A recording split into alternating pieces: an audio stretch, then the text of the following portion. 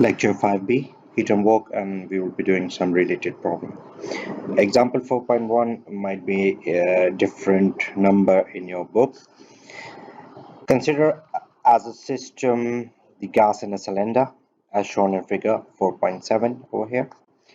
The cylinder is fitted with a piston on which a number of small weights are placed.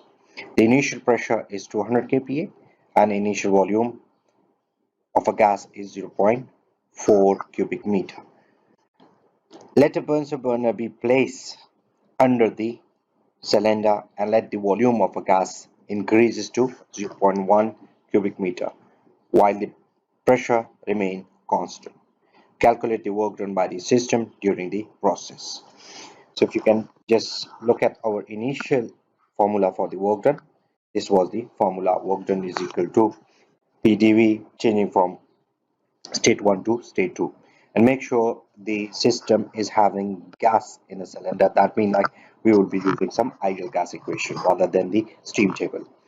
So work done in a constant pressure process, if you take the pressure out from here, so that would be a constant pressure process P and dV, so something like this, and you would be end up with the formula which would be equal to P V2 minus V1. Make sure the volume over here is actually the total volume, as the uh, unit of the volume is cubic meter, not cubic meter per kg.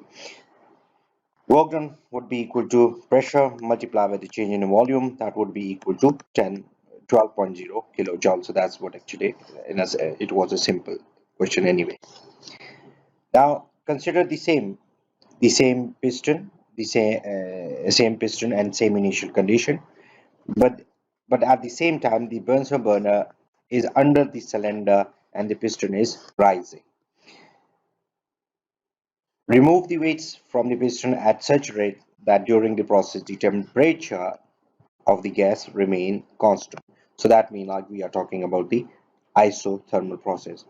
And let me assure you like why we are using the Bunsen burner, or why the Bunsen burner is used normally.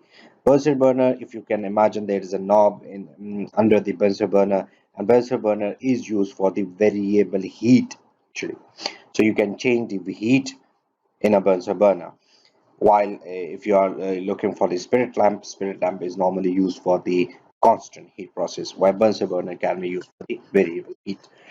So the process is isothermal process, as the temperature is seen over here. So for the ideal gas equation, PV is equal to MRT. Remember that one in the last lecture. And we did derive some equation like this somewhere. PV is a log of V2 by V1. Or if you remember in the last lecture, we did say like RT log of V2 by V1, and the RT is equal PV is equal to RT if you remember from the top bit. So PV is equal to R to P1. V1 would be log of V2 by V1. So P pressure, initial pressure is there, initial volume is there, volume V2 is there, volume V1 is there. Put the value and you will get the answer, which is actually 7.33. So that's what actually it is something like in a isothermal process, the pressure, the work done would be 7.33. Let me mark it down over here. So 12.0 kilojoule in a constant pressure process and 7.33 in a constant temperature process. Now, part C, consider the same system, but during the heat transfer, remove the weight at such a rate that the expression PV raised to power 1.3 is constant. In our last lecture, on a last bit, I just say like PV raised to power, when we have got PV raised to power n is equal to constant, that means like the process is polytropic process. So it's a example of a polytropic process, and that what actually say like rate that the expression PV raised to power 1.3 is equal to constant describe the relation between the pressure and volume during the process. Again, the final volume is same 0.1 cubic meter. Calculate the work done. In a polytropic process, in the last lecture, if you can go, that would be P2, V2 minus P1, V1, 1 minus N is actually equal to the work done in a polytropic process. Uh, V2 is given, P1 is given, V1 is given, N is there. That means like PV raised to power N is constant. So that means N is equal to 1.3. N is there. The only thing actually we do not have it actually P2. Now looking back to it, PV raised to power n is constant. That means like P1 V1 raised to power 1.3 is equal to P2 V2 raised to power 1.3. So that means like that PV raised to power n is constant. Just rearrange for the P2 somewhere, and you will find like P2 would be equal to P1 V1 minus V1 divided by V2 raised to power n. Make sure the power raised to power n is just on the volume rather than on the whole PV. So if you solve it, that would be equal to work done would be equal to 6.41 kilojoule. Now the same thing, same initial condition, but now uh, but let the piston be held by a pin, so the volume remain constant. So now the process is constant volume process. In addition, let the heat transfer end until the pressure drop to 100 kPa, whatever it is actually, whatever even the pressure drop or whatever it is. If you are saying like volume is constant, so there would be no work done. So work done would be equal to zero for a constant volume process. Now showing on a PV diagram, and let's check it different values. So we have got a highest work done in a constant pressure process. Then we have got in a isothermal process. Then we have got in a polytropic process, and the lowest work done that could be possible would be the in a constant volume process, isochoric process. So in the same thing, if you look at the lecture number 5a, we did select the work done is actually represented by the area under the curve. So if we keep the pressure constant and change the volume, so our graph will look something like this. So going from 1 to 8.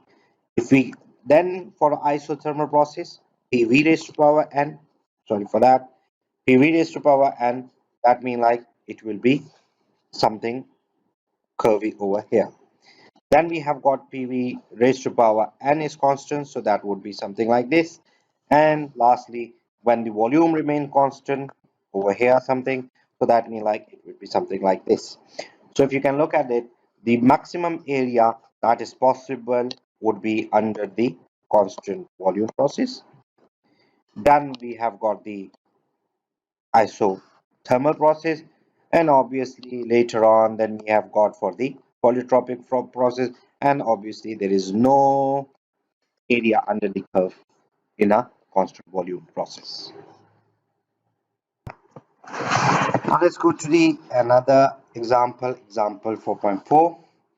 A piston and cylinder setup shown in figure 4.12 somewhere down there contain 0.1 kg of water at 100 kPa and 500 degrees centigrade.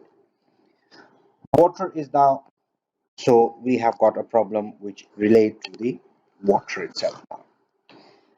The water is now cooled with a constant force on a piston until it reach half of its initial volume. After this, it is cooled to 25 degrees centigrade and while the piston is against the stop. Find the final water pressure and the work in the overall process. Show the process in a PV diagram.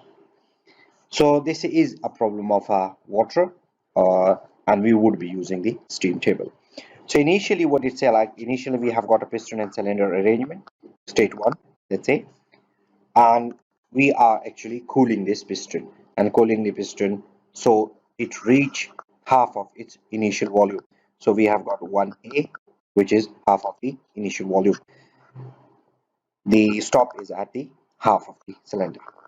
Then when piston reach over here, somewhere here, the cooling would still continue to 25 degrees centigrade while keeping the volume constant, and that would be our state 2 somewhere. We can just write it state 1, 1, 2, 3 or whatever, but as the book is saying 1, 1A and 2, we will stick to 1, 1A and 2. Find the final water pressure. So water pressure at state when we are at 25 degrees centigrade, and show the work done in overall process. So first thing first, Let's go to initial condition, which is 100,000 kPa and 500 degrees centigrade, and find the volume at state 1 actually. So 1000 kPa would be equal to 1 megapascal, and at 1 megapascal 500 degrees centigrade, let's check it, which what is the condition now. So moving to one saturated temperature, saturated steam table. So 1 megapascal, sorry, so 1 megapascal is somewhere here, and corresponding to 1 megapascal, if you can check it, the temperature is 179.89. So that means like, as our given temperature 500 degrees centigrade is there, at 1 megapascal 500 degrees centigrade, we would be in a superheated condition. So let's move to superheated steam table. Superheated steam table and find 1 megapascal in superheated steam table. So if I can look at this one, so I have got the 1 megapascal somewhere here. 1 megapascal, 500 degrees centigrade, and we are interested in the volume at 1 megapascal 500 degrees centigrade. So at 1 megapascal and 500 degrees centigrade, I have got a volume of 3541. So moving back to the question itself, it's like at 1 megapascal 500 degrees centigrade, we have got the initial volume which is 53541. It might be having different steam table, and that is cubic meter per kg. Now when we are moving from, when we are cooling from V1, it's like when we reach the stop, which is somewhere here, the volume is half of what I'm saying, like volume would be divided by 2. So V2 would be equal to V1 divided by 2, which is equal to 0.17706 cubic meter. Now 0.17706 cubic meter, we will be checking in a steam table again, and obviously we will be looking at the pressure, which is actually the same pressure. It's a like the piston is cooled at a constant force, so P1 would be equal to P1A. So the pressure which was initial is actually the now the same pressure as well. So at 1 megapascal, again we would be looking at the volume. So 0.17706, if I could check it. So let's go to same saturated table, warm saturated. So let's check the condition of the steam somewhere. 0.10 at 1 megapascal, the condition is 0.177 something. So if you can imagine, 0.177 is less than Vg and greater than Vf somewhere. So that means like we are inside the vapor dome. So 0.177 17706 is inside the vapor dome. So now if I would just write on a PV diagram, so initially what I'm saying, like at 1 megapascal, 1 megapascal and 500 degrees centigrade, I was somewhere in a superheated condition. Then it was cooling, and in a cooling the volume would reduce while keeping the pressure constant at its state something. So keeping the pressure constant and changing the volume to initial to the half of its initial condition. So we have got a volume which is 0.17706. So now 17706 lies inside the vapor dome. So that means like we are in a two-stage region or in a mixed stage now.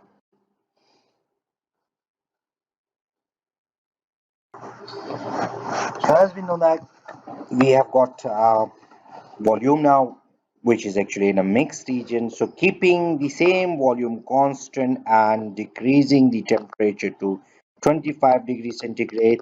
If you go down on a PV diagram, so you can imagine like even if we are on a state 1, which is 1A, and we go down to state 2, which is actually at again in a mixed region, so we would be looking at the saturated temperature, sorry, saturated steam table at 25 degrees centigrade, and at 25 degrees centigrade again we will be in a saturated region.